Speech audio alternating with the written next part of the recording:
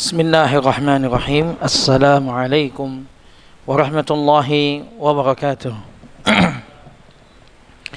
Innal hamdalillahi nahmaduhu wa nasta'inuhu wa nastaghfiruh wa na'udzu billahi min shururi anfusina wa sayyiati a'malina. May yahdihillahu fala mudilla lahu wa may yudlil fala hadiya lahu. Asyhadu an la ilaha illallah wahdahu la syarika lahu wa asyhadu anna Muhammadan abduhu wa rasuluh. Allahumma salli ala sayyidina Muhammad wa ala alihi wa sahbihi ajma'in wa man tabi'ahum bi ihsanin ila yaumiddin. Usikum nafsi wa iyyakum bittaqwallah faqad fazal muttaquna kama qala jalla wa ala. Ya ayyuhalladzina amanu ittaqullaha haqqa tuqatih wa la tamutunna illa wa antum muslimun.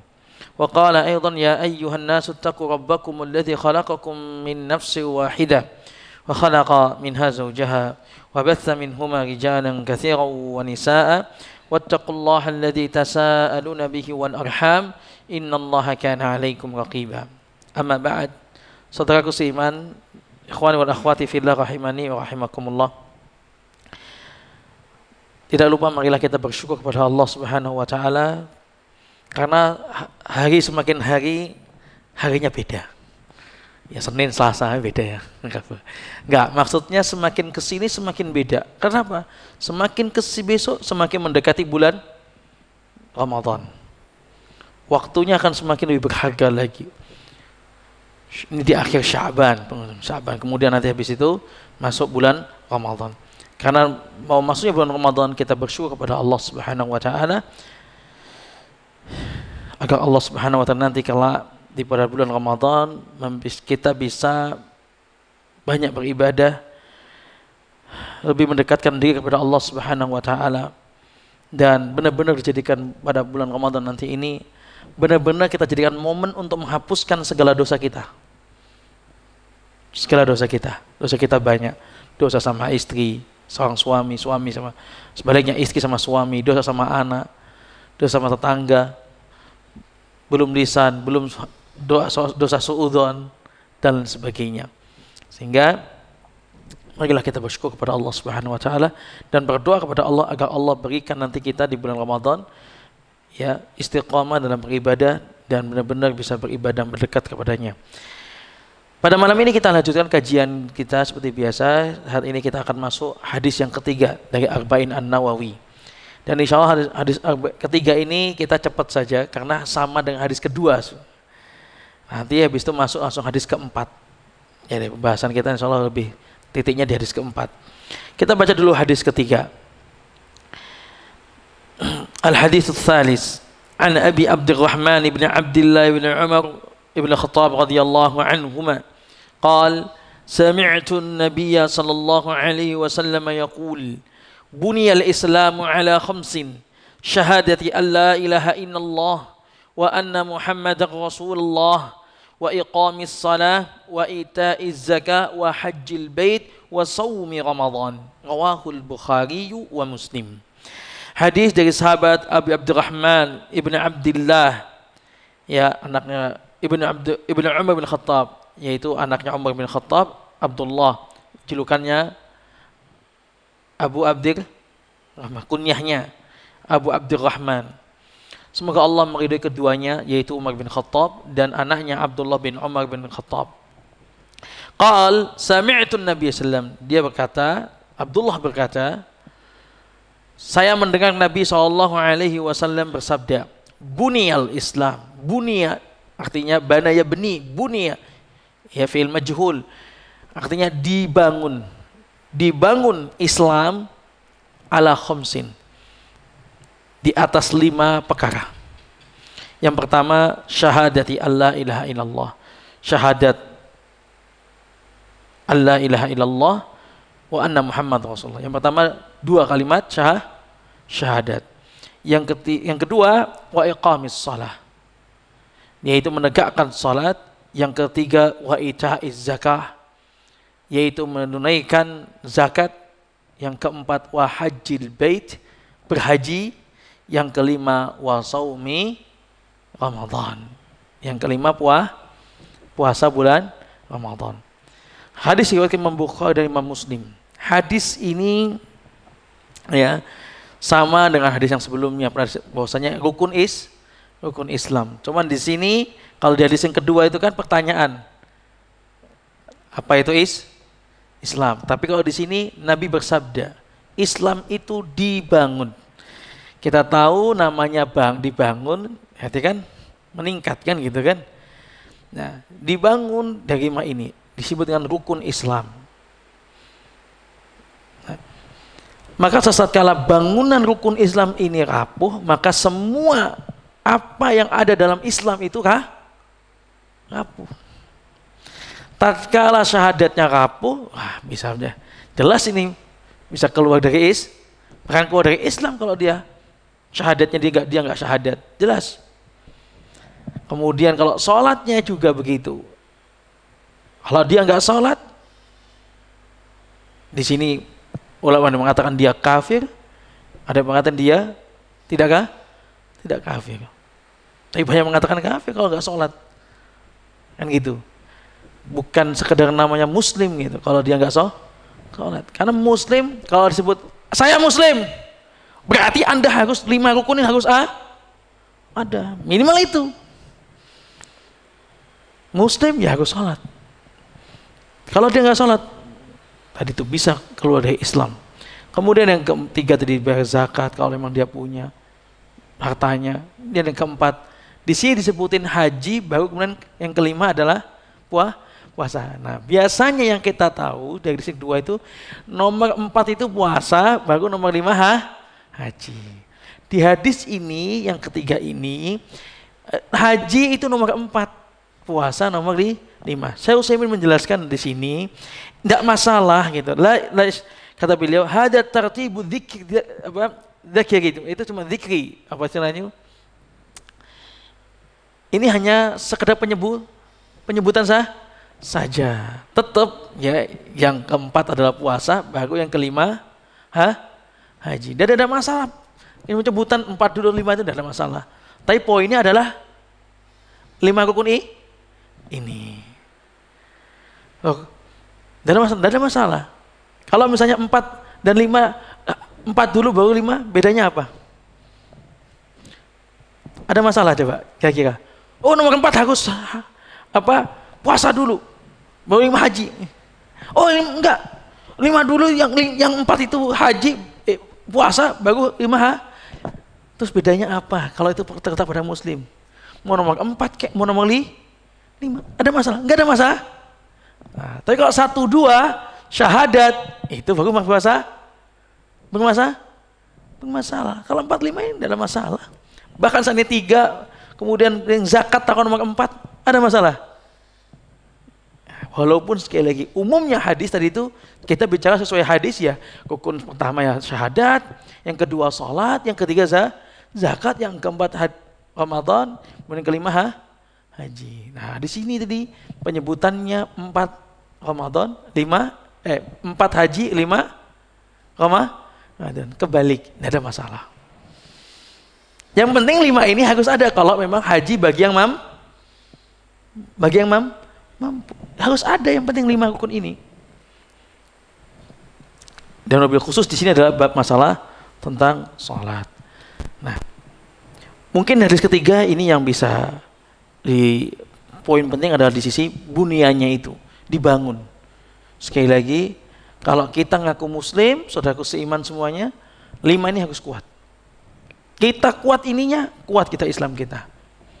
Terutama bangunan 1, kedua kan gitu. Yang wajib secara semuanya, ya yang setiap muslim wajib satu syahadat, sholat sama puasa. Zakat bagi yang sudah sesuai punya harta, haji bagi yang mampu. 3 ini. Seluruh kaum muslimin 3 ini harus. Di syahadat itu ada konsekuensinya. Syahadat tidak boleh syirik. Kalau kemudian asyhadu alla ilaha illallah, tidak boleh menyekutukan Allah. Asyhadu anna Muhammad Rasulullah, kita mengakui Nabi sebagai utusan, berarti nggak boleh mengingkari Nabi. Kita harus mengikuti apa yang Nabi perintahkan, apa yang Nabi larang. Karena Nabi sebagai utusan hanya menyampaikan dan memberi peringatan. Kita yang mendengarkan sami'na wa ata'na. Jamaah rahimakumullah, ini tentang hadis ketiga. Jadi hadis ketiga ini poinnya di situ utamanya. Ya. Dan sampaikan kita, dakwahkan kepada tetangga kita. Mungkin mereka nggak tahu hadis ini gitu loh. Ada yang mungkin tetangga kita masih belum sholat gitu loh. Tapi ngaku umumnya kan gitu, Muslim, KTP-nya cek, oh Islam. Kan gitu. Mungkin mereka nggak ngerti bahwasanya kalau nggak sholat, tuh Anda bisakah kafir? Bukan mau kafir kan? Emang begitu fikirnya gitu. Anda bisa gitu. Setidaknya sampaikan Muslim itu harus ini ada pokok.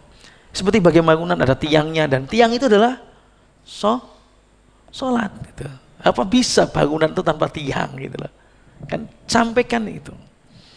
Kadang mereka nggak sampai. Alhamdulillah kita sampaikan kepada keluarga kita juga. Ya pelan-pelan ya, sama aja. Saya juga punya keluarga gitu. Maksudnya kakak, adik, kakak saya banyak gitu. Kita sampaikan pelan-pelan. Setahun ini mungkin nggak. Ya, kalau bab sholat nggak ada yang bantah sih biasanya. Ya, lebih udah nyadar ya suka sholat. Jadi aku diem. Kalau kita ngomong bab sholat, karena tahu sholat itu wajib, tahu, sadar belum bisa melaksanakan, tapi tetap diingetin gitu loh. Dengan diingetin itu terus nanti sadar. Tahun depan lagi sering ingetin, sadar lagi. Lama-lama jalani. Kalau sampai kemudian apaan sih? Nggak ada yang begitu. Kalau bab sholat loh ya, bab sholat itu insya Allah semua paham itu. Karena hati manusia bagi di Indonesia umumnya kan semuanya Muslim, di mana mesti tahu lah bahwa Allah memberi rezeki, paham sekali sih bab itu. Sehingga jangan sungkan-sungkan kalau bab sholat. Jangan kalah kita dengan saudara-saudara, dengan orang lain. Kita yang istilahnya kita yang menuntut ilmu, kita yang sudah mengaji, jangan sungkan kalau masalah bab sholat. Oh, Saudi itu sholat kuat sekali. Sampai ditutup sholat, tokonya ditutup kalau enggak, bahkan waktunya adzan belum tutup, tokonya kena pelanggar, kena denda sampai segitunya, sehingga kuat sekali. Membangunnya seperti itu, membangunnya harus seperti itu. Kalau di pondok-pondok biasanya dibangunkan, pondok Salman ini membangunkan jam 3:30, jam 3 gitu. Kadang ada santri yang bangun sendiri mungkin sebelumnya mungkin seperti itu. Memang harus seperti itu, siapkan sebelum sholat gitu. Jadi memang membangunnya harus seperti itu. Kalau dalam sholat harus lebih ketat lagi bangunnya. Memang datang adzan sudah siap gitu. Ngelatihnya seperti itu. Nanti kalau sudah besar tuh kalau jatuhnya itu nggak terlalu jauh. Karena semakin besar kan semakin sibuk gitu kan. Kalau sejak kecil dilatihnya sisi itu, jatuhnya kan nggak terlalu meleset. Agak kenceng sampai Nabi katakan wadribuhu fi ashrin, pukul usia 10 tahun. Nggak ada Nabi dalam bicara yang lain-lain dihukum, nggak ada. Untuk anak-anak loh ya, hanya dalam masalah bab sholat, pukul usia 10 tahun. Karena memang begitu antisipasinya. Tapi Nabi bilang 10. Kalau sebelum 10 boleh nggak? Ya dilihat kondisi anaknya, gitu loh. Tapi kalau kita bisa mengikuti dari Nabi SAW, 10 itu mungkin sudah paham, lebih dari tamyiz sudah paham benar. Oh aku salah, ini benar. Imamku ini wajib, gitu kan. Sudah ada penanaman wajib gitu. Udah nggak sholat dosa. Tapi kalau itu nggak dilaksanakan, 10 dipukul, nggak dilaksanakan juga. Pada akhirnya nanti anak ini juga tidak sholatnya meremehkan. Harus tegas dalam masalah ini ya. Oke, kita lanjut pada hadis keempat. Hadis keempat. Al-hadis Rabi. Hadis keempat ini hadis yang sangat agung ini. Kita baca Al-Abdillah bin Mas'ud radhiyallahu anhu qala haddatsana Rasulullah sallallahu alaihi wasallam wa huwa as-sadiqul masduq. Inna ahadakum yujma'u khalquhu fi batni ummihi 40 yawman nutfah thumma yakunu 'alaqatan mithla dhalik thumma yakunu mudghatan mithla dhalik thumma yursalu ilayhi al-malak fayunfakhu fihi ar-ruh fayu'maru bi 4 kalimat bikatbi rizqihi wa ajalihi wa amalihi wa syaqiyun aw sa'idun. Fa wallahi alladzi la ilaha illa ghairuh inna ahadakum la ya'malu bi'amali ahli al-jannah hatta ma yakunu bainahu wa bainaha illa dhira' fayasbiqu alayhi al-kitab fayamalu bi'amali ahli an-nar fayadkhuluha wa inna ahadakum la ya'malu bi'amali ahli an-nar hatta ma yakunu bainahu wa bainaha illa dhira' fayasbiqu alayhi al-kitab fayamalu bi'amali ahli al-jannah fayadkhuluha. Rawahul Bukhari wa Muslim. Hadis keempat ini hadis dari Abdullah bin Mas'ud. Hadis yang sangat agung sekali. Dari sahabat Abdullah bin Mas'ud, sahabat yang terkenal kakinya kecil, ya. Namun beliau ini, ya, dari Yaman beliau.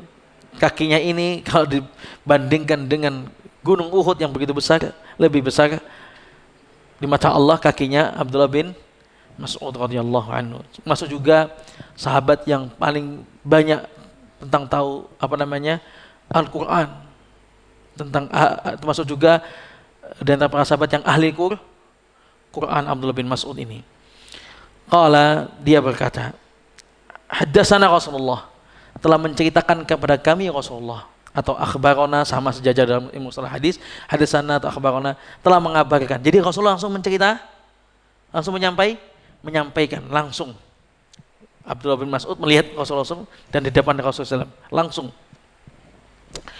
Namun kemudian Abdullah bin Mas'ud mengatakan wa huwa sadiqul masduq, dan dia adalah Rasulullah SAW as-sadiq, yang jujur, al-masduq, yang dipercaya. Kalimat as-sadiq masduq ini tambahan dari Abdullah bin Mas'ud. Ini masih kalimatnya Abdullah bin Mas'ud. Nah, kemudian kata beliau, inna ahadakum, sesungguhnya di antara kalian, yujma'u khalquh, ya, dikumpulkan dalam penciptaannya itu fi batni ummi, dalam penciptaannya itu dalam perut ibunya, dalam rahim, arba'ina yauman, nutfah, 40 hari itu dalam segumpal cairan, yaitu mani. Thumma yakunu 'alaqatan mithla dzalik, habis itu menjadi segumpal darah.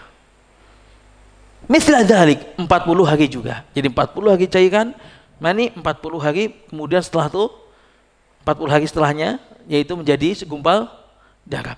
Tsumma yakunu mudghatan mislah dzalik, habis itu menjadi segumpal daging. 40 yang ketiga berarti 120 hari. Jadi daging, segumpal daging. Nah, ini sudah ada daging, sudah ada bentuknya, kepalanya semua sudah ada bentuknya. 40 hari itu. Tsumma yursal, habis itu baru yursalu ilaihil malak fayunfakhu fihi ruh. Baru kemudian setelah 120 hari, 40 berarti 120 hari, baru diutus kepadanya seorang malaikat. Ada proses pengutusan malaikat. Kemudian setelah itu malaikat ini diperintahkan untuk meniupkan ruh. Wa yu'maru bi arba'i kalimat. Habis itu malaikat itu juga diperintahkan mencatat 4 poin. 4 sebuah kalimat.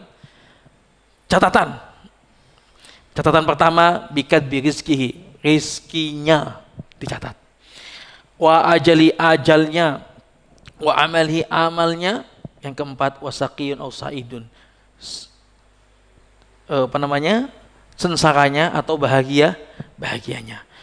Kemudian beliau bersumpah, fa wallahi alladzi la ilaha illa ghairu, dengan sumpah demi Allah yang tidak ilah yang berhak kecuali Allah yang sembah, ya, tidak ilah selainnya. Inna ahadakum, sesungguhnya salah seorang dari kalian, la ya'malu, dia benar-benar telah melakukan, la ya'malu, ini benar-benar telah melakukan, bi amali ahli jannah, amalan ahli jannah, hatta ma baina wa bain illa dhira, sampai dia dengan surga itu udah deket, hanya satu jongkok no masuk surga, bahasa kita gitu, deket kan, tinggal plong gitu lah. Tapi kemudian kata Nabi SAW, fayasbiqu alaihil kitab. Tapi tatkala dia itu sudah ada catatan, ada catatannya dia di lauh mahfuz, dicatat, ada catatannya bahwa dia fayamalu bi ahmali. Tapi habis itu dia melakukan perbuatan ahlun nar. Habis itu dia melakukan sebuah perbuatan penduduk neraka, berdosa. Habis itu dia ditentuk, maka dia menjadi ahli neraka. Fayadkhuluh, dia masuk dalamnya. Sebaliknya, wa inna ahadakum la ya'malu bi amali ahli nar. Ada seorang dari kalian yang melakukan amalan ahli neraka. Jatuh ini, maksiat isinya. Terus sampai hatta ma bainu illa jiro. Tinggal sedikit selangkah lagi dia masuk neraka, pleng. Baleni lagi dia begitu, pleng masuk neraka. Tapi kemudian Allah catat dalam tulisan mahfuznya dia itu ada ahli surga. Habis itu maka dia fayamalu bi amali ahli jannah. Dia kemudian melakukan amalan perbuatan ahli surga, taubat dia. Habis itu fayadkhuluha. Kemudian akhirnya dia masuk surga. Hadis keempat ini sini ada 130 faedah. Tak baca ini semua, lebih dari 100 faedah.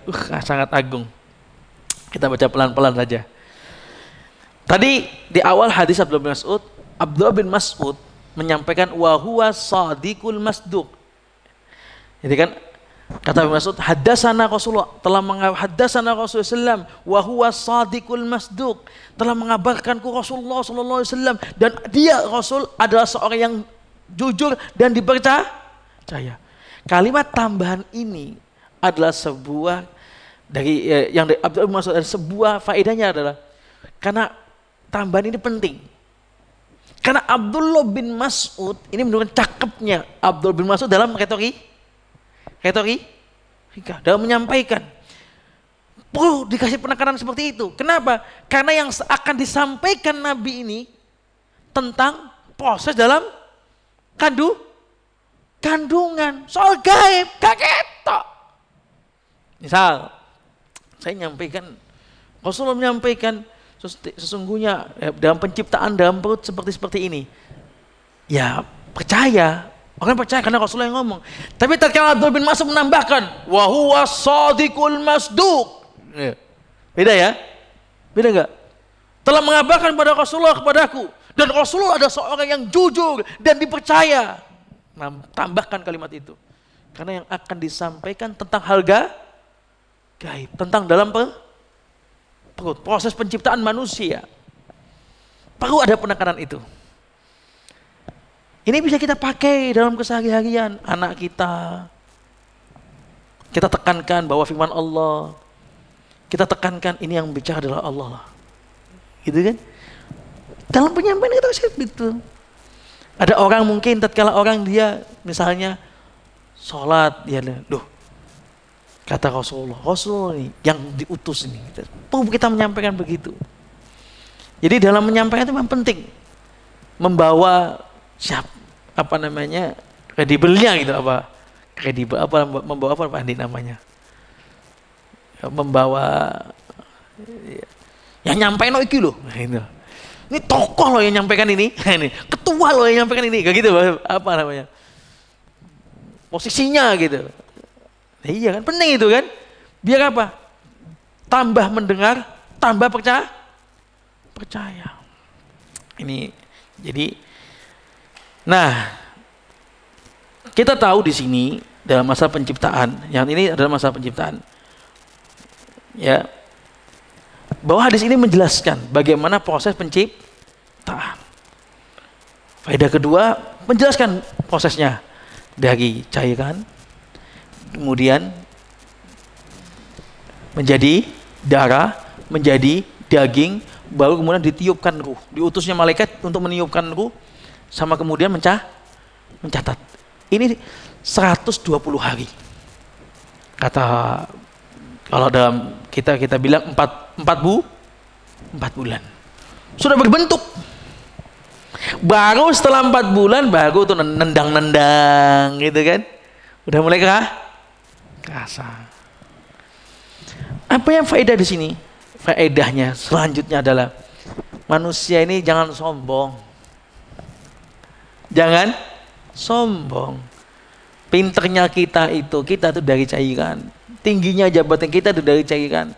Dan kita akan masuk tanah. Coba, dari cairan masuk tanah. Apanya yang mau disombongkan? Dari cairan masuk tanah. Sehingga kalau tahu tentang penciptaan ini, obat bagi orang yang suka sombong. Ingat, ini faedahnya. Kemudian faedah selanjutnya lagi, bagaimana Allah mengatur. Jadi kadang-kadang kita tuh ingatnya Allah mengatur hidup kita. Ya, perlu kita sampaikan juga, bukan cuma hidup loh, prosesnya untuk menuju hidup itu Allah atur. Ini penting diingat. Kalau proses hidupnya Allah udah atur, bagaimana dalam hidup? Allah juga atur. Cuman nanti Allah memberikan kepada manusia ikhtiar, memilih. Dia punya pilihan. Mau bahagia atau mau sengsara? Kalau Anda milih sengsara, terima dong konsekuensi neraka.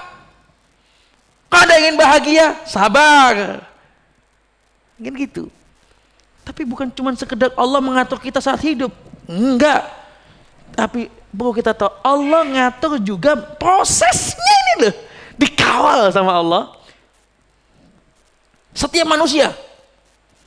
Bukan serentak, gitu, mesin. Enggak, setiap manusia. Dikawal dari mulai maninya. Bagaimana kemudian berkembang menjadi surga. Bisa saja Pak. Sudah menjadi kuman dari mani, menjadi segumpal darah. Baru darah keguguran. Bisa? Sangat banyak terjadi. Keguguran. Berarti apa? Menuju proses dari darah menuju daging juga Allah atur. Dari kemudian Allah atur dari daging, ditiupkannya ruh. Itu juga proses kemudian dia bagaimana makannya, kemudian sampai keluar utuh, tangannya 5, jarinya 5, tangannya 2, jarinya 5, hidungnya pesek kalau Indonesia, kan gitu kan? Sudah dipatok semuanya. Direnungkan. Allah ngatur segitu rupa gitu. Setelah itu diciptakan, dikasih rezeki. Wa ma min dabbatin fil ardi illa Allah. Ya Allah cuma minta sholat. Di mana susahnya?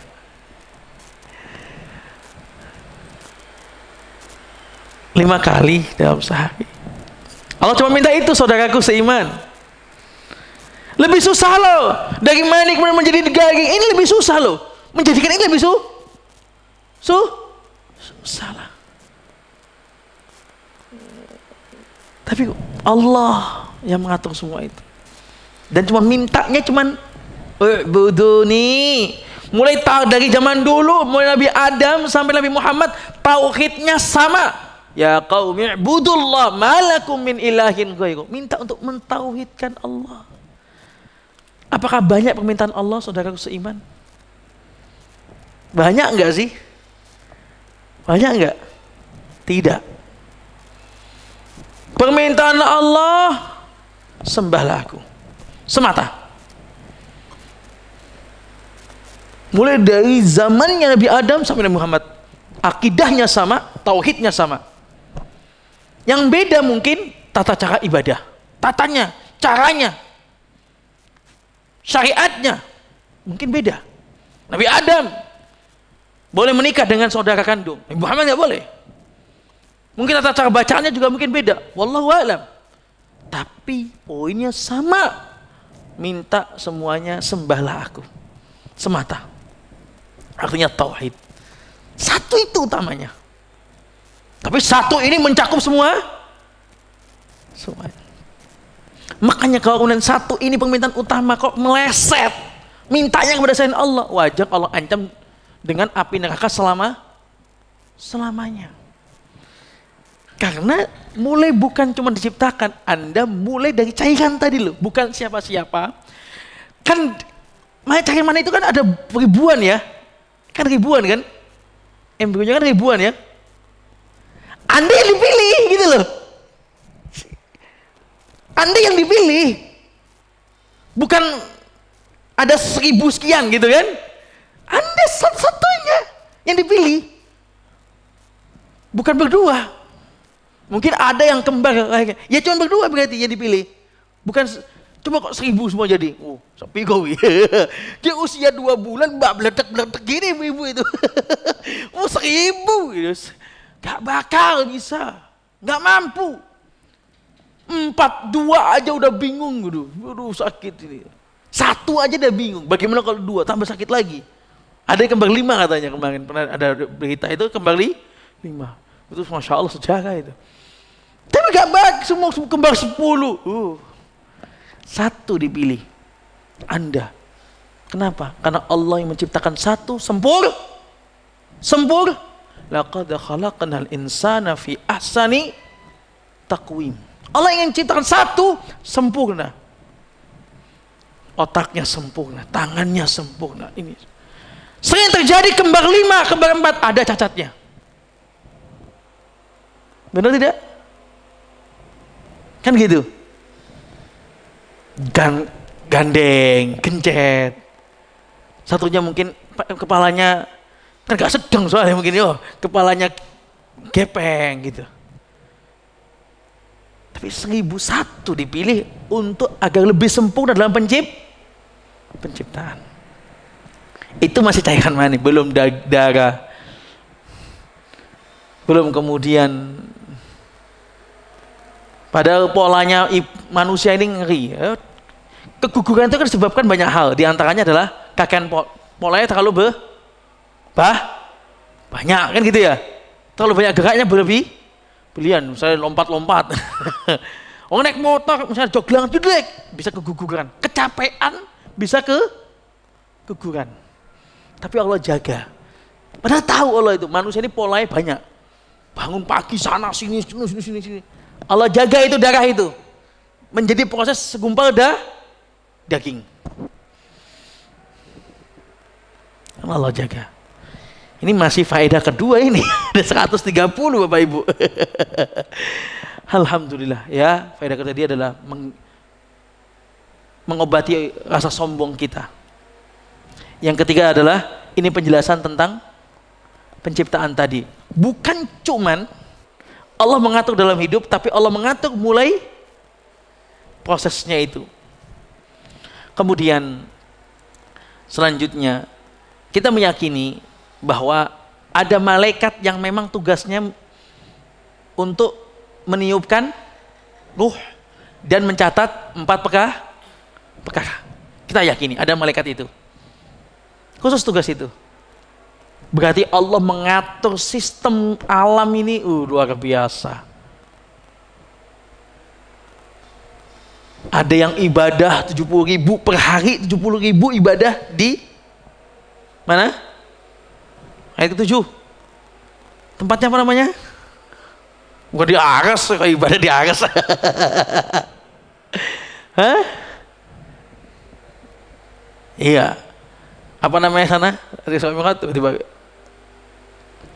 Kalau kita di Ka'bah. Baitul Ma'mur. Iya. 70.000 sekali masuk. Mereka sekali situ masuk nggak akan kembali. Ada yang fokus ibadah, ada yang ngatur alam. Bukan alam saja, bagaimana matahari, bukan itu saja. Tak sampaikan. Niup toh itu ada yang ngatur. Ada petugasnya. Berarti ada detailnya Allah dalam mengatur alam ini. Detailnya. Kalau kita itu mungkin gak kepikiran itu. Kita yang penting, dah ini ada bagian ini, ada bagian ini, ada bagian ini, dah cukup.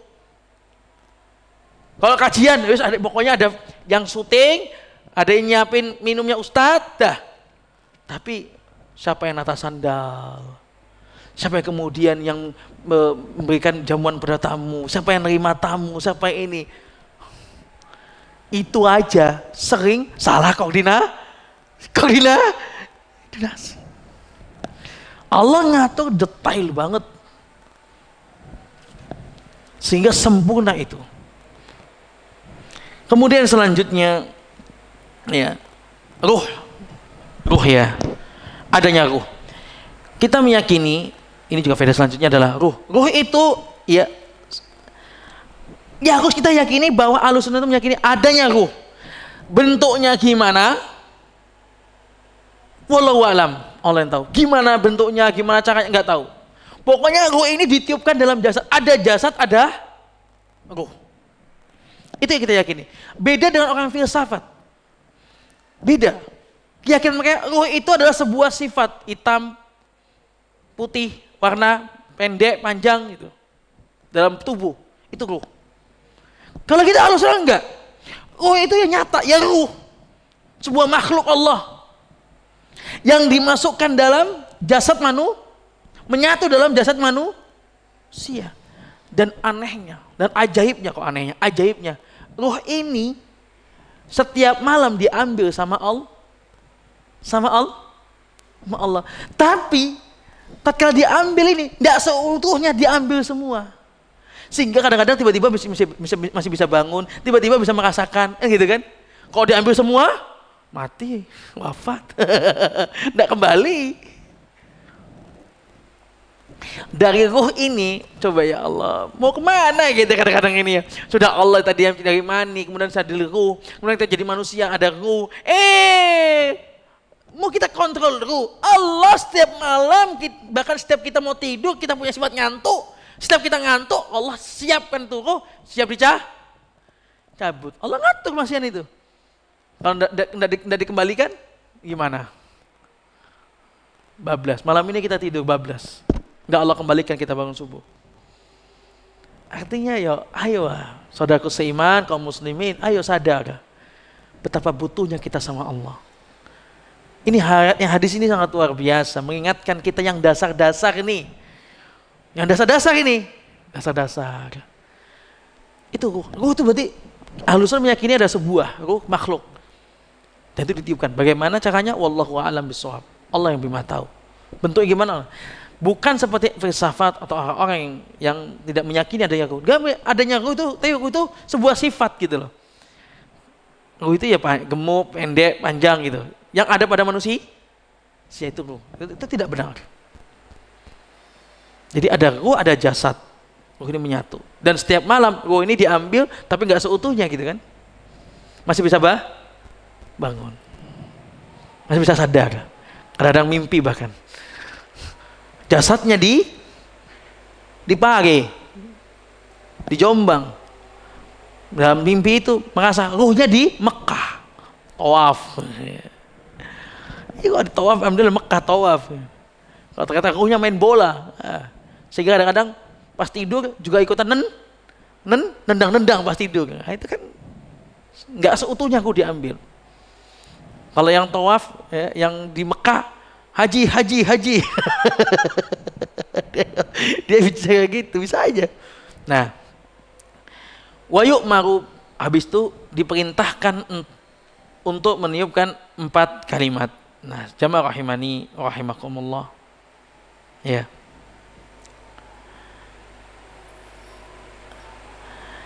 Diciptakan, kemudian ditetapkan. Nggak ada celah. Diciptakan, ditetapkan, dituliskan, ditetapkan. Rezekinya.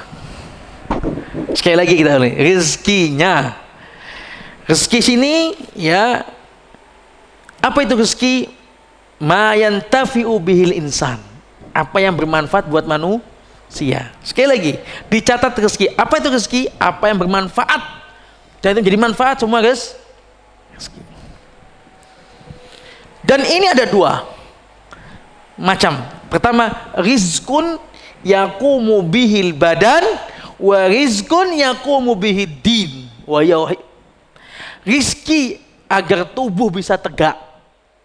Rizki agar agamanya bisa tegak. Agamanya ini bisa tegak tergantung ruhnya juga.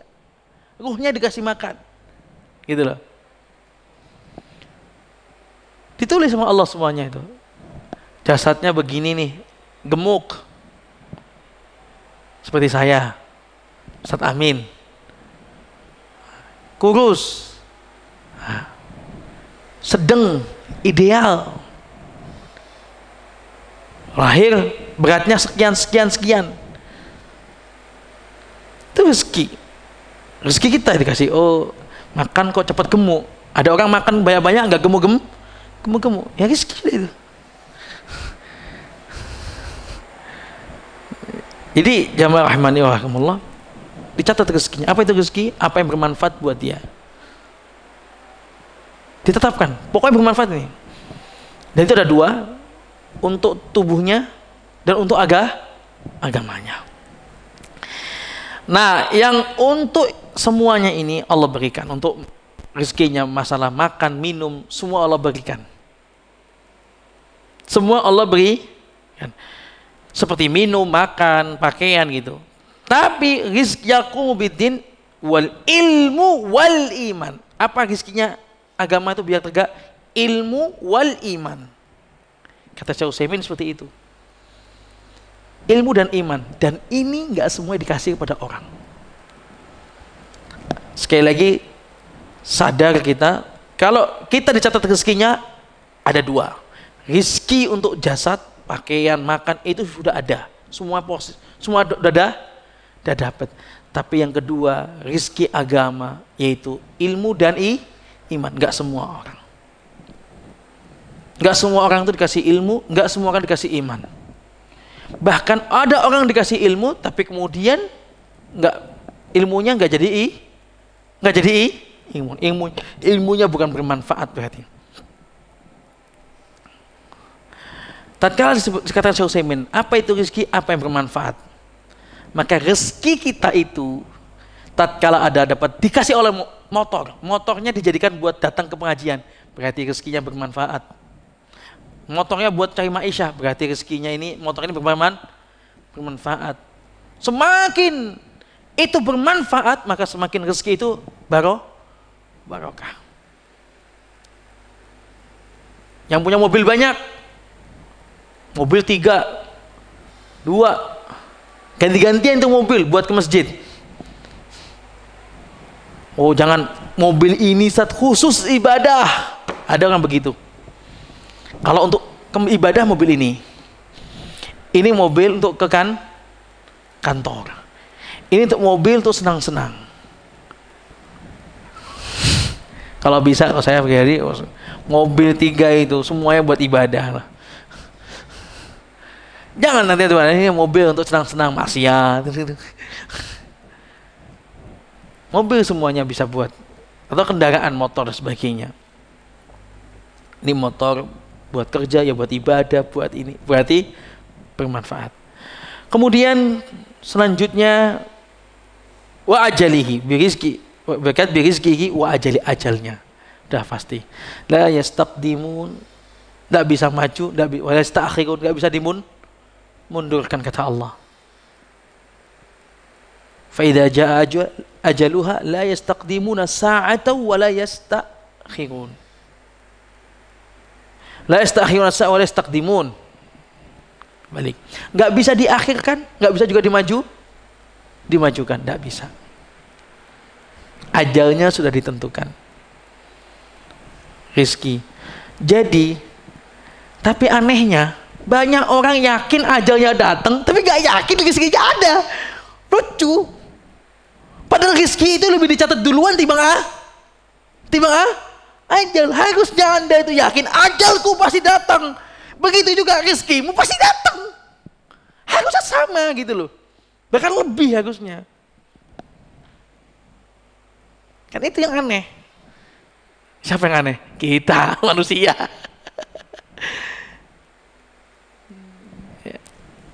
Nikat birizki wa ajali. Ajal ya, Allah tetapkan. Kullu nafsin dha'iqatul maut sebagainya. Tatkala ditetapkan seperti ini, berarti kita punya waktu yang terbatas di dunia ini. Poinnya dari faedahnya adalah kita punya waktu yang terbatas. Nah, bagaimana yang terbatas ini kita bisa maksimalkan menjadi hamba Allah yang dicintai oleh Allah dan menjadi hamba yang diridhai oleh Allah.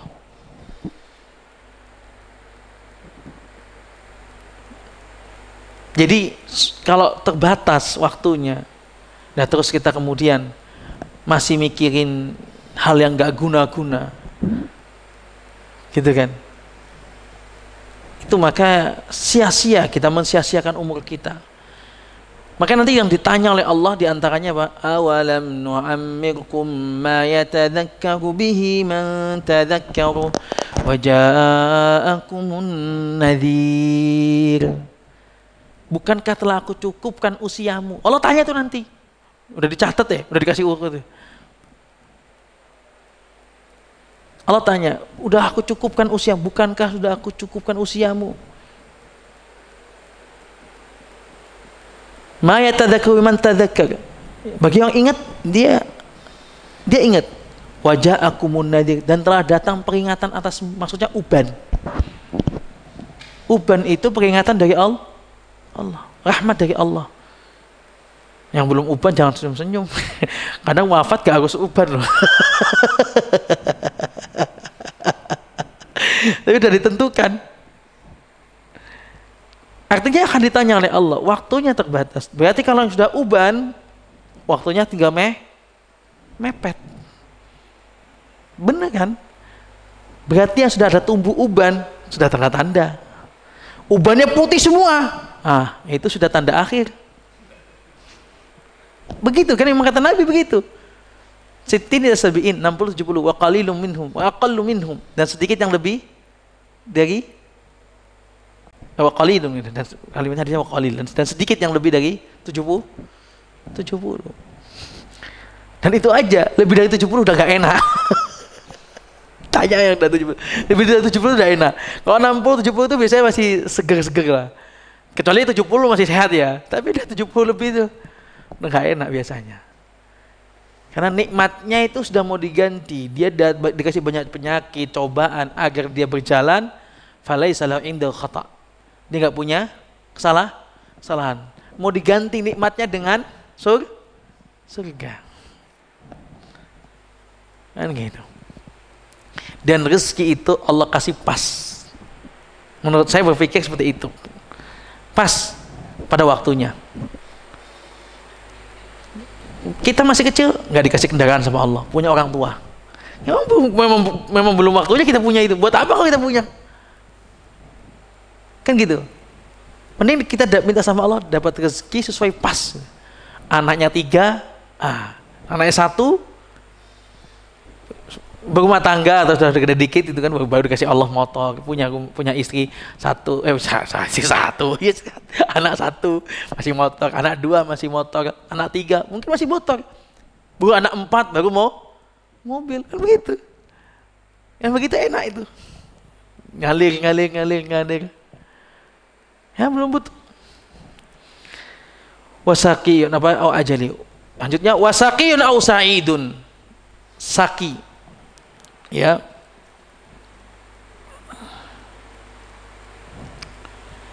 Bahagianya maupun celakanya maupun bahagianya. Siapa itu Saki dan Sa'id itu?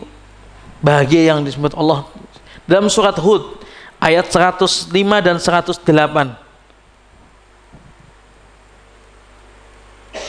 Ya. Allah Subhanahu wa taala berfirman ini. Kata Allah dalam 105, A'udzu billahi minasyaitonir rajim. Yauma ya'ti la takallamu nafsun illa bi'idnih. Faminhum shaqiyyun wa sa'id. Faminhum shaqiyyun wa sa'id. Kata Allah. Ketika hari itu datang, tidak seorang pun yang berbicara. Hening, diam semua. Pada hari kiamat. Illa bi'izni, kecuali yang diizini Allah.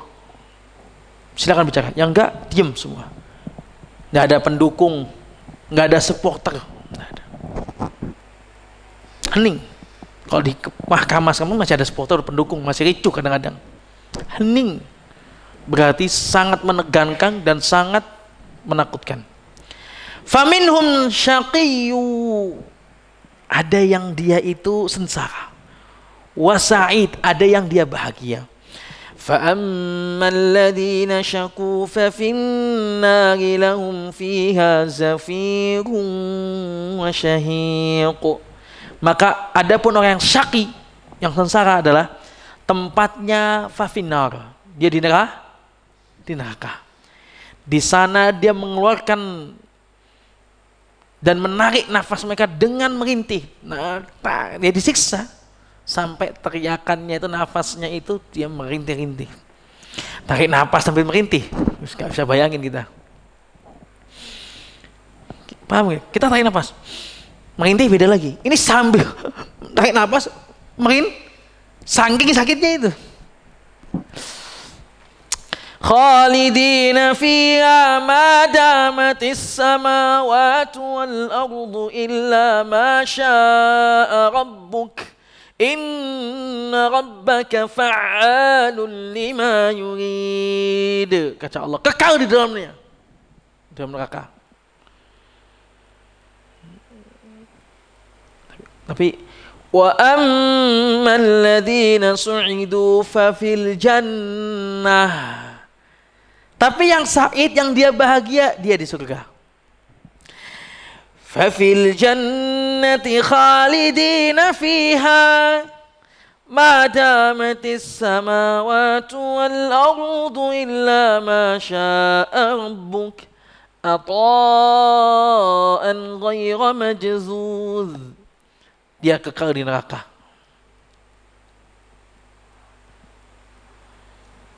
Jamaah rahimani rahimakumullah, dicatat sengsara dan bahagianya.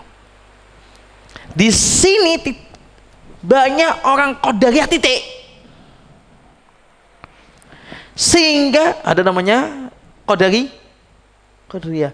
Dicatat rezeki, ajalnya, amalnya, bahagia dan sengsara. Titik mereka baca hadis itu. Sehingga mereka meyakini manusia ini tidak diberikan oleh Allah pilihan dalam perbuatan. Mereka meyakini semua Allah ini salah dalam memahami takdir Allah. Qadariyah itu dia ada juga yang bahkan mengingkari. Jadi dia mengingkari bahwasanya Allah itu mengetahui apa yang telah kita kerjakan. Ya.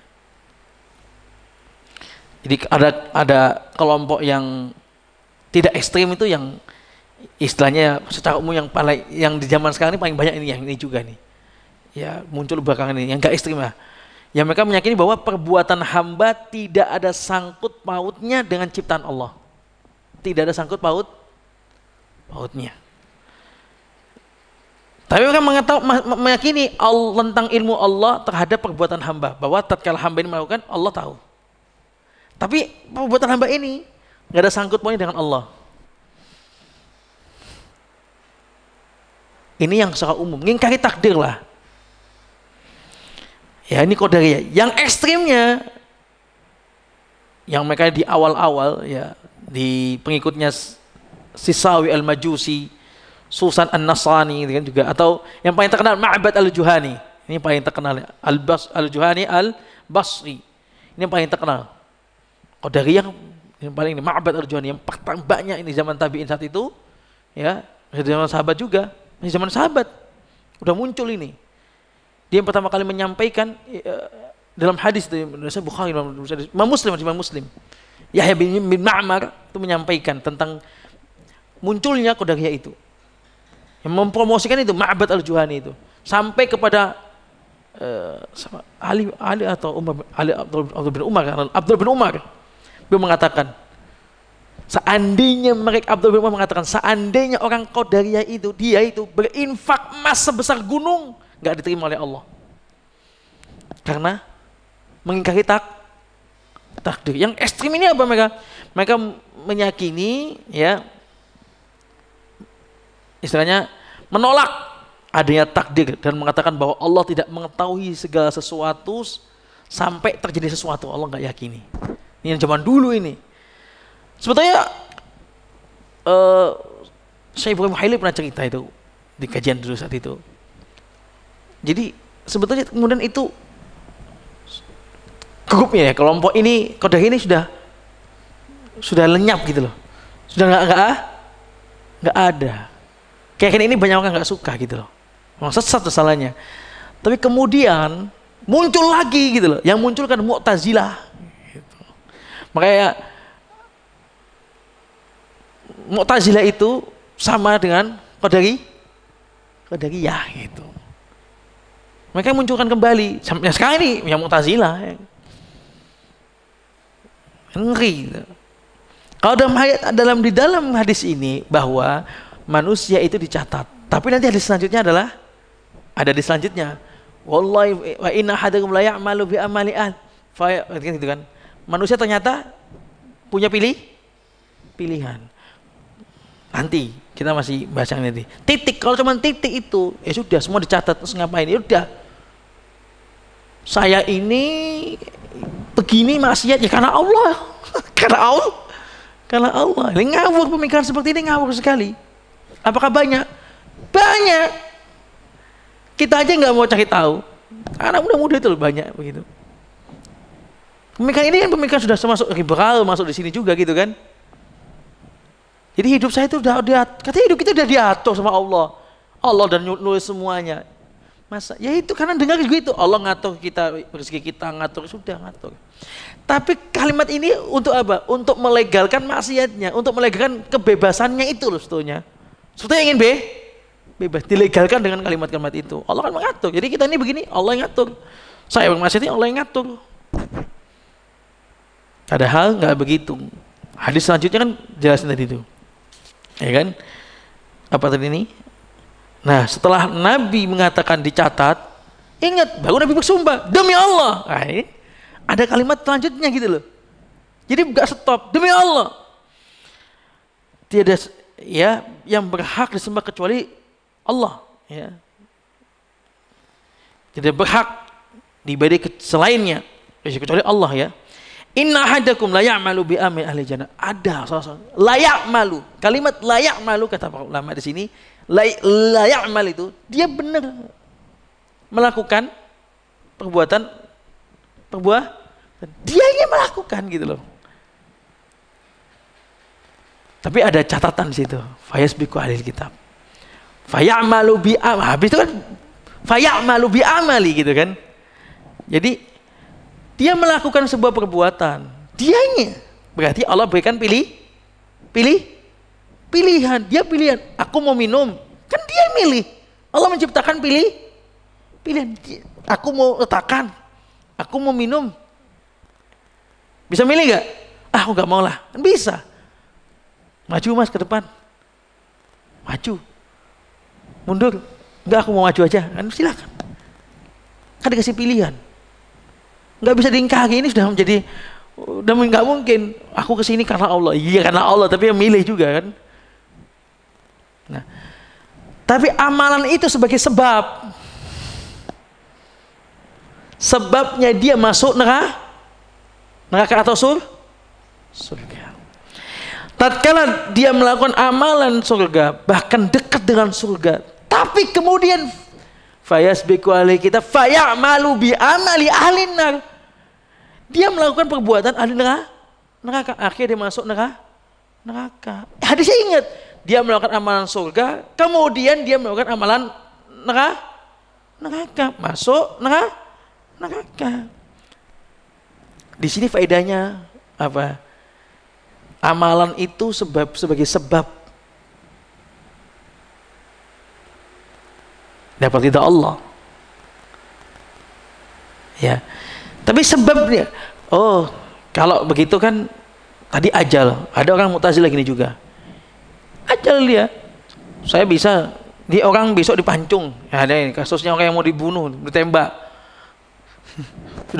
Sudah ada waktu. Gimana itu kasusnya itu? Santri saya ada nanya kemarin tuh.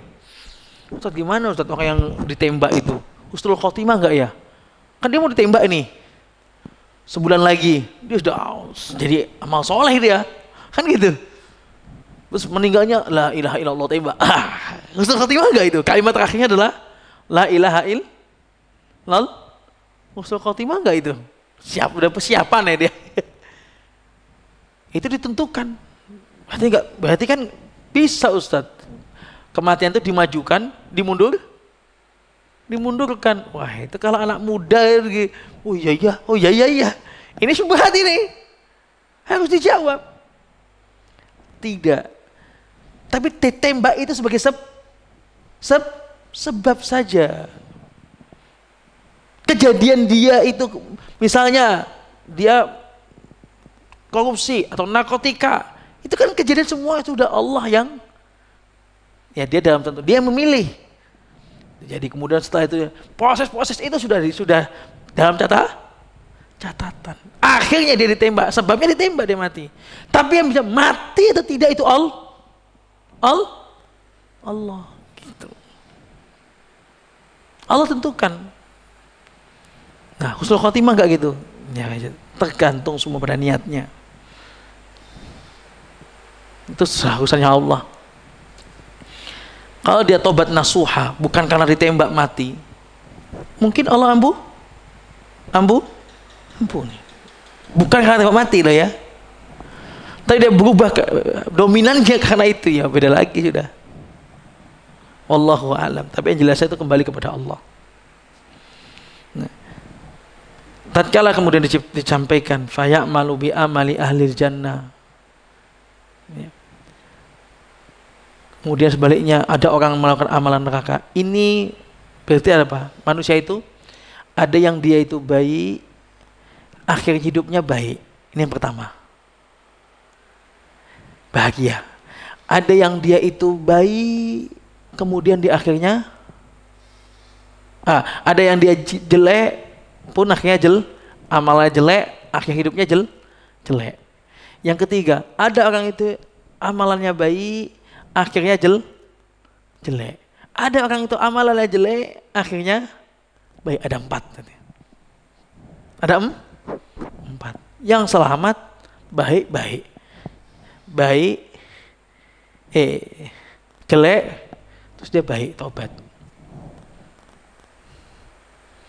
Tapi kalau dia yang berarti apa? Bagi orang baik, ya takut sama Allah.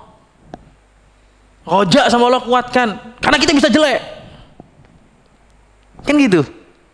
Karena kita bisa jelek akhir hayatnya. Segera kempul, segera taubat. Pun sebenarnya bagi yang hidupnya jelek, merasa jelek, tidak usah putus asa dengan rahmat Allah. Kuatkan harapan sama Allah. Karena bisa saja hidup kita di akhir baik. Jadi semua sisi kena.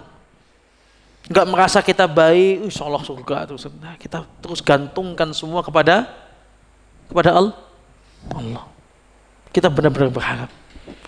Jangan di zaman Nabi itu ada seorang mujahid, dia ikut perang sama Nabi, tapi akhirnya dia bunuh itu di zaman Nabi, di bawah itu perang di zaman Nabi. Kan gitu. Kita ini sudah menjelang ngaji, sudah kita berusaha berbuat baik, senantiasa berbuat baik. Apa yang bisa kita lakukan baik. Kalau bisa kita terus berkaitan dengan lembaga yang baik, lembaga pondok, lembaga masjid, lembaga taklim, terus kita kait di situ untuk apa? Menjaga kita ini sebetulnya. Untuk menjaga. Kalau enggak itu kita mungkin jelek gitu loh. Karena jiwa manusia pengennya jelek, karena ada keterkaitan jadi baik. Jamaah rahimakumullah, nggak bisa selesai hari ini karena faedah begitu banyak. Ini udah 7:30, udah ngantuk ya. Alhamdulillah ya. Apa yang Allah berikan, apa yang disampaikan ini semoga bermanfaat buat kita dan buat antum semuanya, khusus buat anak pribadi ya. Insyaallah pasti ada faedah-faedah lagi selanjutnya, kita akan sampaikan pada pertemuan selanjutnya setelah Idul Fitri insyaallah. Ada pertanyaan silakan, kalau nggak ada kita tutup. Monggo.